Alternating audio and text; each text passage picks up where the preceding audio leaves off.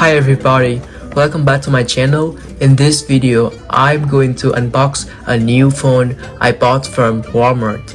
This is Samsung Galaxy A16 5G and this is a prepaid phone from AT&T. This thing costs $99 as of April 2025. This phone was released in October 2024, which was last year, and it was an upgrade from A15 5G, which came out in 2023. The reason why I wanna buy this phone because right now I'm using an iPhone. I kinda get bored and would like to switch back to Android, specifically a Samsung phone, for an all new experience. Also, in my opinion, I just don't like the stock Android phone like Motorola or Google Pixel or any Nokia phone in the past. It's just boring and you couldn't do anything much from the stock Android phones, and it's really not much faster than the customized Android smartphone. What determines to be fast or smooth experience was optimizations and a good specification. And the manufacturer, other than Pixel, when they're making a stock Android phone, they were just lazy to optimize or even adding something to their operating system. So that's just my opinion. By the way, without further ado, I'm going to unbox this phone. So in the box, it came with Samsung phone, a USB-C to C cable, and SIM ejection tool, and some documentations you would never read.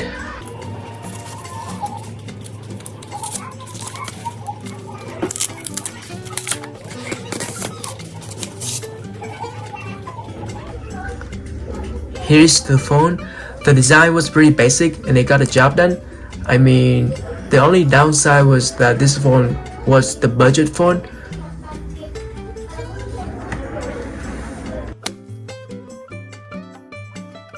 Here's the phone. The design was pretty basic and it got the job done, but I mean this phone and the budget phone are mid-range phones in 2025 in general. We're getting so big and bulky and thick. I'm not talking about like mini-size phone like iPhone 12 or 13 mini or Sony Xperia comeback models, but like the medium-sized phone like S25 or S24 or even iPhone 16 or 15, they just don't make the cheap phone with that size anymore. The only medium-sized phones that you can get right now are iPhone 16, S25, Pixel phone, which is really expensive in this economy, and also tariff and stuff. So in the front you got the 6.7 inches Full HD plus Super AMOLED display with roughly 86% screen to body ratio, and on the top you see there's a microphone, and on the left you got a SIM tray with SD card expandable up to 1.5 GB and a SIM card. On the right you got a volume button and power button equipped with fingerprint scanner. So at the bottom you got the microphone and USB-C with 2.0 speed technology and support the 25-watt fast charging, and a speaker right there.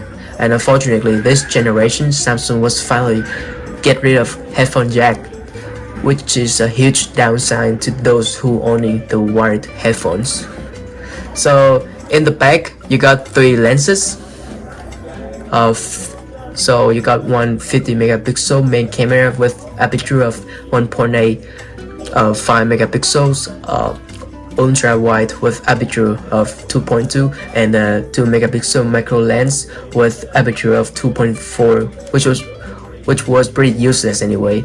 Why don't they just take back one lens and then focus more the ultra wide lens, right? But anyway, the front camera is 30 megapixel with the aperture of 2.0, which was decent enough for a quick selfie or video call, right? Alright, so now it's time to turn this phone on and set up. I'll be back in a second. Alright, there you go. Here's my phone after setting up. There's nothing much to say about this phone because it was pretty basic and it got the job done. It equipped with Exynos 1330. It has 4 gigs of memory, which is pretty low for today's standards, and the 128 gigs of storage, which is more than enough for the daily usage. Don't forget you can expand the storage with SD card for up to 1.5 GB here. And finally, this phone equipped with 5000 mAh battery, and according to the PC Mark, this phone should last for 13 to 14 hours with continuous regular usage. Let's see about that when I use this as my main phone for a week. And that's pretty much it about this phone. And right now it costs $99 as a prepaid phone, but if you want to buy unlocked, right now it costs $174 at Best Buy. And I just remembered something, this A16 5G also has an NFC, which you can use contactless payments such as Google Pay or Samsung Pay, whichever you like. And also this phone has AP54 rating, not for swimming of course, but this phone should survive under light rain or with the wet hand. This phone should be fine. And that's it for today. And if you find this video helpful, please don't forget to like and share to somebody who want to buy this phone, and subscribe to this channel. Every like and comments from you really made my day, so please do it. And thank you for watching, and see you next time.